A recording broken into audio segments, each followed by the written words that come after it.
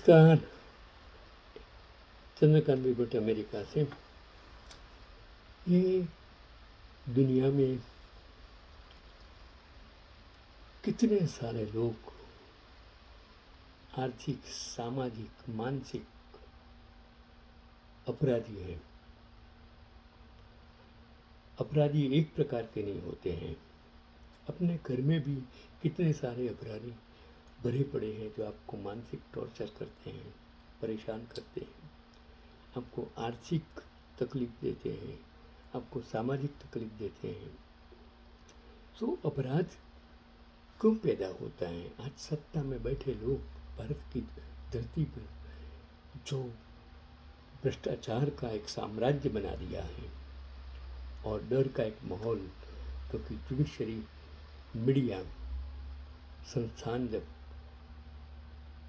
बिकाऊ हो जाती है, MP MLA बिकाऊ हो जाते हैं, तब सामान्य प्रजा के लिए, नेताओं के लिए, जो सेवाभावी उनके लिए कोई चांस ही नहीं रहता है। क्योंकि 600 साल मुगल साम्राज्य, 200 साल ब्रिटिश साम्राज्य को उखाड़ने में जो गांधी, सरदार नेहरू, वीर भगत सिंह, सुभाष चंद्र बोस, इन्होंने जो काम किया, उनको सत्ता में बैठकर आज पता नहीं हो तो सिर्फ गालियाँ देता है। चलो, मैं एक ऐसे अपराधी कि अपराध की दुनिया में चार्ल्स सोबराज के बाद शायद ही कोई और शख्स हो जिसने चोर धनीराम मित्तल से ज़्यादा नाम कमाया हो। और चोरी की दुनिया में हरियाणा के धनीराम मित्तल ने एक के बाद एक मिसाल कायम की और हरियाणा के इस शातिर चोर ने अकेले 1000 से ज़्यादा वाहन चोरी की घटना को अंजाम दिया और 94 मामलों में गिरफ्तार हुआ और जेल गया। यही वजह है कि देश और दुनिया में धनीराम मित्तल को देश का सबसे बड़ा चोर माना जाता है। 5 दशक से ज़्यादा समय तक ये शख्स चोरी और धोखाधड़ी की वारदात को अंजाम देता रहा, लेकिन सबसे ज़्यादा सुर्खियों में तब आया जब उसने जज बनकर अपने ही केस में फैसला सुनाया। अब साथ ही 40 दिनों के अंदर हजारों कैदियों को जमानत पर छोड़ दिया। आप सोच नहीं सकते हैं भारत में जुडिशरी की ये हालत है, मीडिया की ये हालत है, नेताओं की हालत है, संस्थानों की ये हालत है कि नकली गुजरात में जेल जज भी होते हैं, बैंक भी होती हैं, ऑफिसे भी होते हैं, सब कुछ नकली होता है। कोई उसको पकड़ नहीं पाता है। इतनी टेक्नोलॉजी को आज आगे हो गई, फिर भी हम नहीं कर सकते हैं। और ख़ास बात यह है कि हरियाणा के भिवानी निवासी धनीराम मित्तल युवावस्था में एक आम युवक की तरह ही था, लेकिन अच्छी पढ़ाई करने और सरकारी नौकरी के लिए काफ़ी प्रयास करने के बाद भी नौकरी पाने में असफल रहने पर उसने बेहतर जिंदगी का तलाश में जराइम की दुनिया में, जो जुल्म की दुनिया में आ गया। सबसे पहले उसने फर्जी कागजातों के आधार पर ड्राइविंग लाइसेंस बनवाना शुरू किया। फर्जीवाड़े के आधार पर धनीराम ने सबसे पहले रेलवे के स्टेशन मास्टर की नौकरी हासिल की और वाहन चोरी का वो बेताज बादशाह। रेलवे में 6 साल तक नौकरी करने से भी ख्वाहिश पूरी नहीं हुई तो धनीराम वाहन चोरी की दुनिया में आ गया और वाहन चोरी करने के बाद उसका फर्जी कागज बनाकर बेचने का काम करने लगा। चोरी के कई मामलों में धनीराम को गिरफ्तार होना और जेल जाने का सिलसिला जारी रहा। चोरी के बाद अदालती कार्रवाई के से बचने के लिए धनीराम मित्तल ने राजस्थान से LLB की डिग्री हासिल की, हैंड राइटिंग एक्सपर्ट की पढ़ाई की। इतना ही नहीं, कानूनी शिकंजे से बचने के लिए उसने ग्राफोलॉजी की भी पढ़ाई की। यह सब धनीराम मित्तल ने केवल इसलिए किया कि वो वाहन चोरी करने के बाद फर्जी कागजात बनाने के अपने कौशल के दम पर पुलिस और अदालत के चक्करों से बच सके।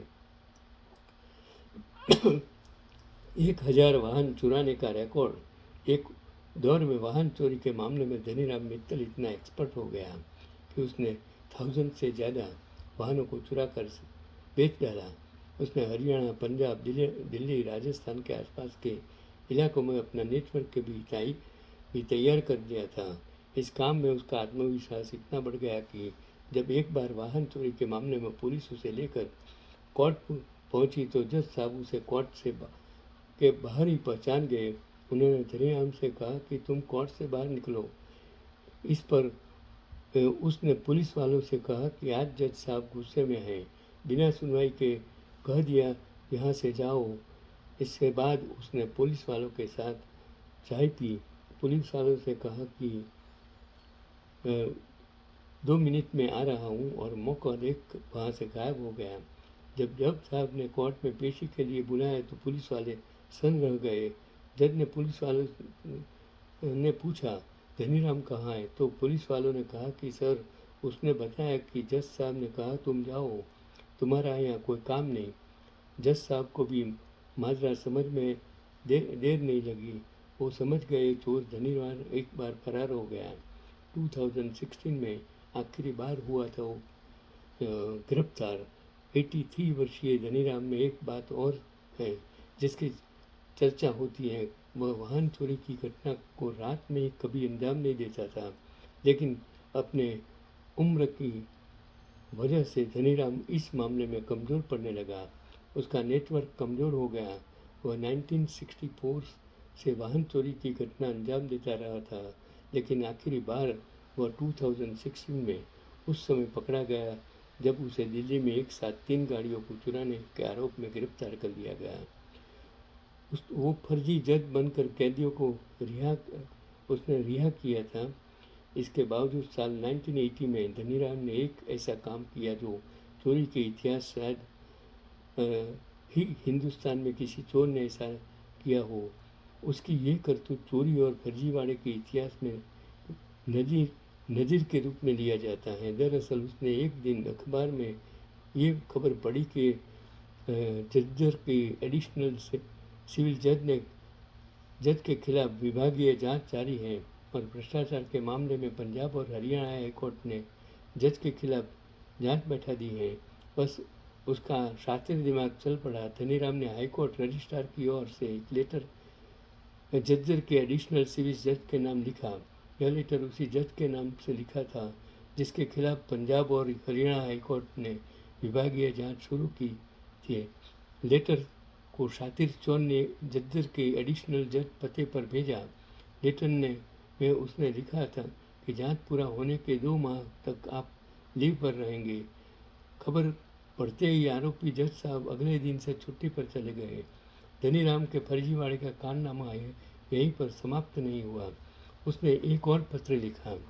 दूसरा लेटर भी उसने पंजाब और हरियाणा हाई कोर्ट के रजिस्ट्रार की ओर से लिखा, और दूसरे पत्र में उसने लिखा कि जब तक एडिशनल जज 2 माह की छुट्टी पर हैं, तब तक ये जज काम देखेंगे और आगामी 40 दिनों तक उनकी जगह सुनवाई करेंगे।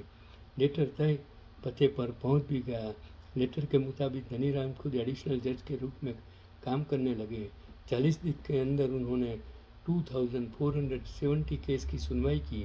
हत्या, रेप और कुछ अन्य संगीन मामलों को छोड़कर अधिकांश केस में वो आरोपी को जमानत देते गए, और पकड़ में आने से पहले वो फरार हो गया। इस बीच नए जज की तेजी से फैसले की चर्चा भी होने लगी। वकील को ताज्जुब होने लगा कि जज साहब अचानक इतने अच्छे क्यों हो गए। फटाफट बिना रुके बेल दिए जा रहे हैं। आरोपी मुजरिम भी उनसे सहानुभूति रखने लगे। जेल में अपराधियों के बीच चर्चा होने लगी कि जज साहब तो बड़े अच्छे हैं। क्योंकि धनीराम को कानून की समझ थी, इसलिए वो विवादों से बचते रहे। फिर धनीराम के एक भाई भी जज थे, इसलिए कानून की व्यवहारिक समझ भी उसकी अच्छी थी। यही वजह है कि उन्होंने जो फैसले दिए उनमें कुछ फैसले पूरी तरह से सही भी निकले। और 40 दिन के बाद अचानक धनीराम ने कोर्ट जाना छोड़ दिया। जांच पड़ताल हुई, मामला खुल गया और धनीराम पहले की तरह फिर पकड़े गए। लेकिन इस घटना ने धनीराम को इंटरनेशनल चोर बना दिया। यही तो देश की कमनसीबी है कि इतनी सारी एजेंसियां होने के बावजूद ये जुडिशरी में जो धांधली हो सकती है। आप सोच सकते हैं कि भारत का मीडिया, भारत की जुडिशरी, भारत का नेता, MP MLA कितना भ्रष्ट और बिकाऊ किसने बना दिया? आपने बना दिया, आपकी सोच ने बना दिया। सत्ता में बैठे लोगों ने बना दिया। अगर देश बचाना है तो अमेरिका की जुडिशरी देखिए, अमेरिका का पुलिस तंत्र देखिए, अमेरिका की सिस्टम देखिए। यहाँ कुछ भी गलत करते हो 24 घंटे में पुलिस आपको दबोच लेगा। आप मेयर हो, गवर्नर हो, कोई भी हो, अगर आप पुलिस भी हो तो भी पकड़े जाएंगे। यही अमेरिका और इंडिया में फ़र्क है।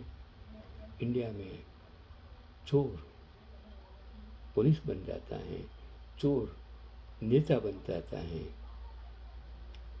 और आपको मालूम नहीं है कि आज देश में क्या हो रहा है। चलो छोड़ो कल की बातें।